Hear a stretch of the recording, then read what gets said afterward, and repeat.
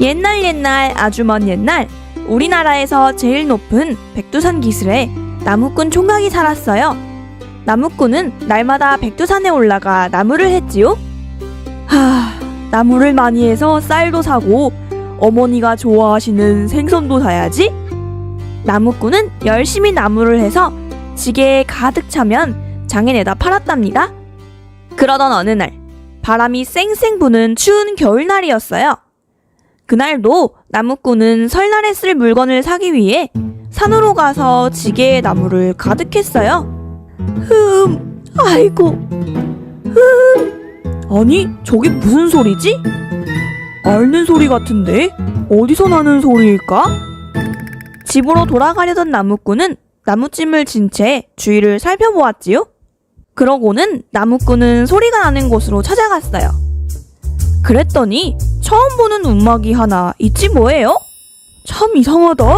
여기에 이런 집이 없었는데. 움막 안에 들어가니 머리 허연 할아버지가 앓고 있지 뭐예요? 할아버지는 숨도 제대로 쉬지 못했어요. 막 숨이 넘어갈 것만 같았지요. 할아버지 정신 차리세요. 나무꾼은 할아버지를 흔들어 깨웠지만 앓는 소리만 겨우 낼 뿐 정신을 못 차렸어요. 게다가 그 움막은 너무 춥고 먹을 것 하나 없었지요. 굶주리고 추우니 병이 날 수밖에요. 할아버지, 조금만 참으세요. 제가 방에 불을 넣고 소나무 껍질로라도 죽을 써드릴게요. 나무꾼이 불을 떼서 방을 훈훈하게 만들고 할아버지를 겨우겨우 깨워 죽도 떠드렸어요. 그랬더니 할아버지가 아무 말 없이 눈물만 주르르 흘리는 거예요. 할아버지, 이제 제가 날마다 와서 도와드릴 테니 걱정하지 마세요. 이튿날부터 나무꾼은 날마다 움막을 찾아왔어요. 그리고 온갖 정성을 다해 할아버지를 돌보았지요. 죽도 쑤어드리고 불을 지펴 방도 뜨뜻하게 하고 대소변 보는 것도 거들여드렸어요. 젊은이, 고맙구려. 이제는 살 것 같네. 며칠이 지나자 할아버지는 기운을 차렸어요. 이제 나무꾼의 부축으로 밖에 나갈 수 있을 정도였지요. 총각을 보며 할아버지는 말했어요. 의지할 곳이 없는 몸이 산중에서 병을 얻어 죽을 뻔했는데 젊은이 덕에 살았구려. 네, 고맙다는 뜻으로 그림 한 장 그려주리다. 할아버지는 언제 아팠냐는 듯이 그림을 멋지게 그렸어요. 손에서 붓이 춤추는 것처럼 움직였지요. 소나무에 하기 한 마리 앉아있고 바위 밑에서는 샘물이 흐르는 그림이었지요. 고맙습니다. 잘 간직하겠습니다. 다음날도 나무꾼은 할아버지가 그려준 그림을 품에 안고 백두산으로 나무를 하러 갔어요. 그런데 그 할아버지가 살고 있던 움막이 감쪽같이 사라졌지 뭐예요? 움막이 어디로 갔지? 분명 여기에 있었는데? 나무꾼은 어리둥절해서 고개를 갸웃했지요. 아무리 찾아도 움막도 할아버지도 보이지 않았어요. 일단 나무를 하러 왔으니 나무를 해야겠다. 총각은 움막이 없어진 것이 이상했지만 나무를 하러 왔기에 나무를 하러 갔어요. 나무꾼은 나무를 하다가 그림이 생각나 꺼내보았어요. 참 멋지다. 목이 마른데 이 샘물이 진짜 물이면 얼마나 좋을까? 나무꾼은 그림 속의 샘물을 만져보았지요.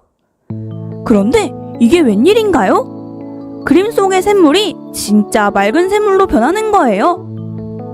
그뿐만이 아니었어요. 하기 날개를 살랑살랑 움직였지요. 나무꾼은 두 손으로 그림의 샘물을 마셨어요. 그런데 마셔보니 그건 물이 아니고 술이었어요. 그 술을 마셔서 그런지 정신이 맑아지고 힘이 막 솟았지요. 그제야 나무꾼은 깨달았어요. 그 할아버지는 신선이셨구나. 나무꾼은 할아버지도 없는데 산에다 넙죽 절을 하고 헐레벌떡 집으로 돌아왔지요. 그리고 어머니를 보며 말하였어요. 어머니, 어머니, 이 그림 좀 보세요. 술이 나오는 그림이에요. 이 술을 마시면 피로가 풀리고 힘이 솟아요. 어머니는 이상하다 생각했지만 마셔보았지요. 세상에, 술맛이 정말 좋구나. 참 향기롭구나. 나무꾼은 이웃 사람들에게도 술을 나누어 주었어요. 사람들은 모두 기뻐했지요. 그 술을 마셨더니 아픈 게 사라졌어. 일일 나무에서 피곤했는데 그 술을 마시니까 글쎄 개운한 거 있죠? 한참 자고 일어난 것처럼 몸이 가벼워. 이렇게 해서 술이 나오는 그림에 대한 소문은 멀리 퍼져나갔어요.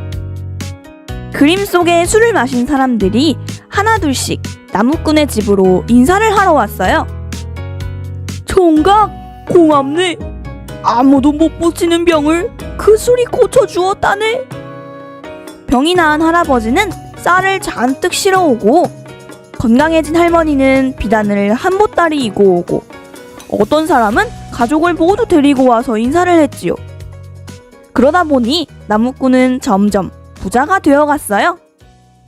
한편 술이 나오는 그림에 대한 소문은 고을의 원님에게까지 귀에 들어갔어요.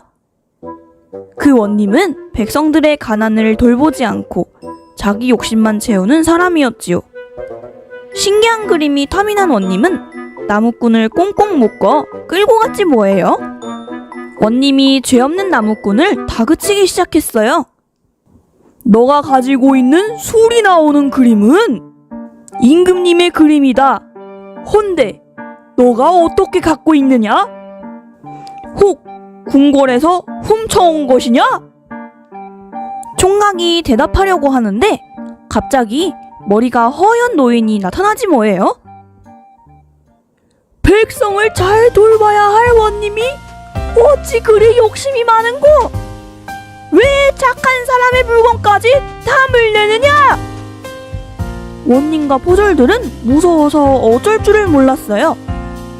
그런데 나무꾼이 얼굴을 들어 살펴보니 글쎄 그 움막에 살던 할아버지지 뭐예요? 할아버지는 원님을 호통치고 그림을 빼앗더니 그림 속의 학을 한번 문질렀어요. 그러자 그림에서 진짜 학이 훨훨 날갯짓을 하며 나오더니 노인과 나무꾼을 태우고 날아갔어요. 나무꾼이 사는 백두산 쪽으로 아주 멀리 훨훨 날아갔답니다.